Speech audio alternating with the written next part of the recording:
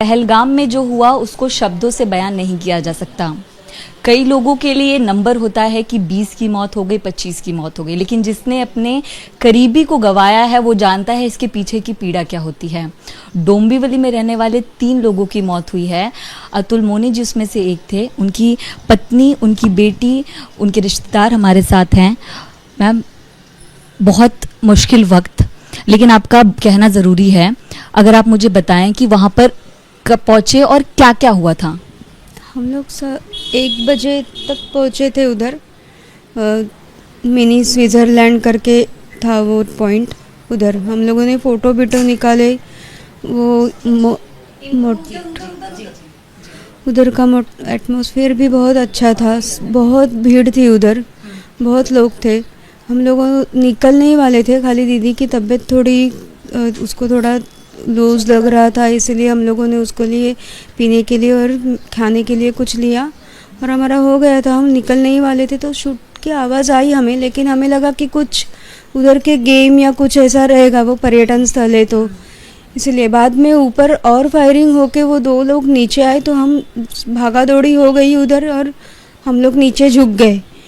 तो हेमंत जोशी करके हमारे साथ में थे, तो वो पीछे से आए कि बोले कि क्यों कर रहे हो आप, हम क्या हुआ है, ऐसा बोलने के लिए गए, आगे खड़े हो गए तो उनको डायरेक्ट इधर शूट किया। मेरे हस्बैंड बोले कि गोली मत मारो किसी को, हम रुकते हैं, नीचे झुकते हैं, कुछ नहीं करते, तो उनको भी पेट में गोली मारी। फिर बाद में पूछा कि हिंदू कौन है, मुस्लिम कौन है। ये पहले भी सवाल किया था कि अलग होने के लिए, लेकिन किसी ने कुछ रिप्लाई नहीं किया था।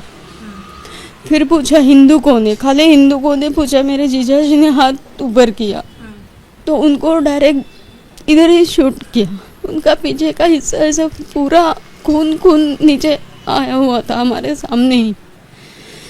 हम कुछ कर ही नहीं सकते थे उधर। फिर बाद में वो लोग चले गए।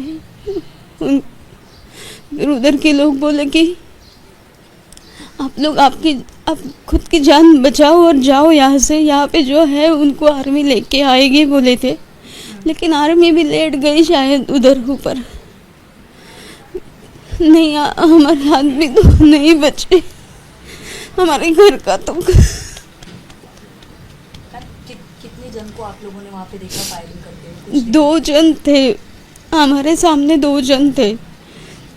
क्या वो बार बार पूछ रहे थे हिंदू कौन है, मुस्लिम कौन है? 3 बार पूछा उन्होंने। स्टार्टिंग में पूछा हिंदू और मुस्लिम अलग हो जाओ ऐसा बोला, तो किसी ने कुछ रिप्लाई नहीं दिया, सब लोग झुक के हो गए। तो ऊपर फायरिंग करके उन्होंने वो घोड़ेसवार जो थे, घोड़ों के साथ लेके जाने वाले आदमी लोग रहते, उनको बोला कि आप जाओ यहाँ से ऊपर, उनके ऊपर से ऐसे फायरिंग करके।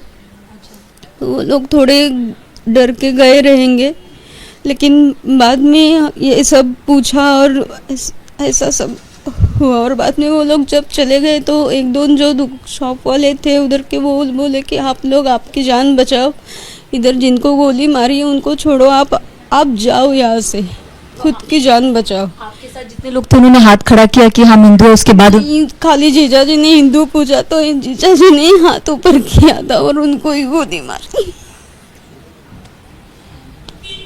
क्या कहेंगी, क्या वो यूनिफॉर्म में थे, पुलिस के कपड़े पे आए थे?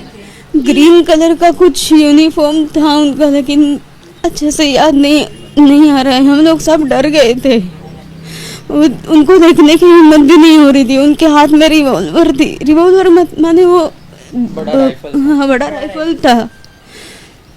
आप मुझे बताएं, आप भी वहाँ मौजूद थी, क्या स्थिति थी, क्या देखा आपने? उधर सब अच्छा चल रहा था एक्चुअली, बट अचानक से फायरिंग चालू हो गई। सब लोग डर के चिल्ला रहे थे, भाग रहे थे। मैं खुद कंफ्यूज थी कि क्या हो रहा था। लाइक सब लोग ऐसे भाग रहे थे तो मैं भी पीछे गई उनके ही, और मैं नीचे झुक गई। मुझे कोई आइडिया नहीं था कि हम लोग क्यों ऐसे हो रहे थे। देन बाद में मैंने थोड़ा ऊपर देखा तो मैंने 2 जन को देखा, उनके हाथ में गन था, वो पूरे यूनिफॉर्म में थे कुछ।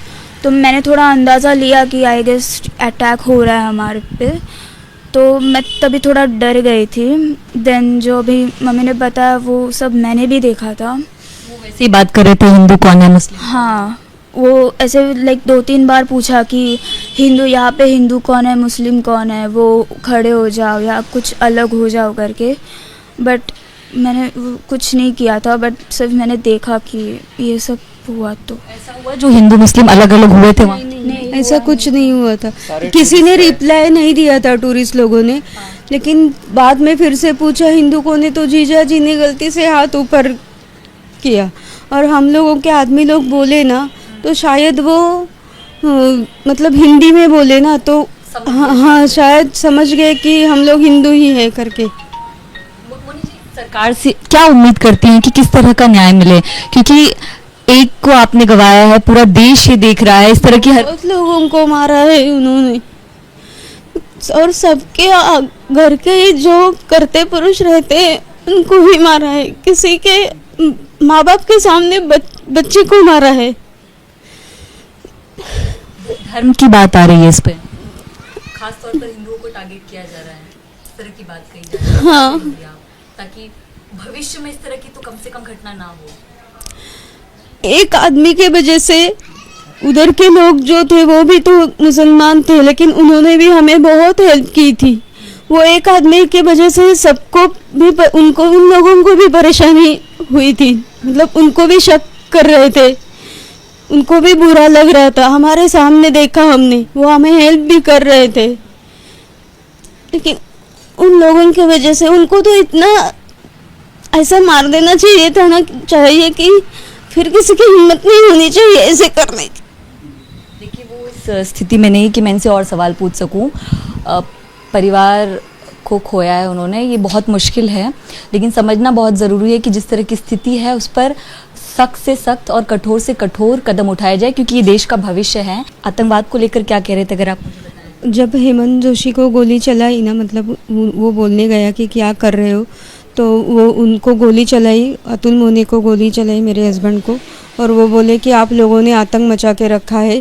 फिर बाद में बोले कि हिंदू कौन है, तो फिर मेरे जीजा जी ने हाथ ऊपर किया था तो उनको भी शूट किया। तो आप लोग ही पर्यटन करने गए और आप ही हम लोगों को कह रहे हैं कि हम आतंकवाद फैला। हमने कहाँ पे आतंक मचा के रखा है, हम तो घूमने गए थे, वहाँ पे एंजॉय करने गए थे, वहाँ पे कोई सुरक्षा भी नहीं थी एक्चुअली। अगर ऐसा कुछ वो है पॉइंट तो होनी चाहिए थी गवर्नमेंट के साइड से, कुछ पर्यटन के लिए कुछ सुरक्षा चाहिए थी, सुरक्षा दल ऊपर चाहिए था, कुछ भी नहीं था। अगर वो रहता सुरक्षा दल तो शायद इतना कुछ नहीं होता। आप अभी घर के मुखिया हैं, संभाल रहे हैं इनको, क्या क्या उम्मीद करते हैं? उम्मीद सरकार से यही है कि जल्द से जल्द वो जो दहशतवादी है उनको जल्द से जल्द शिक्षा ऐसी हो जाए कि जैसे अभी न्याय तो हम लोग नहीं बोल सकते, क्योंकि इंसान तो वापस नहीं आ सकता। अभी जो घर के करते जो पुरुष है वही उनका ही स्वर्गवास हो गया है, तो ये क्षण ऐसा है कि जो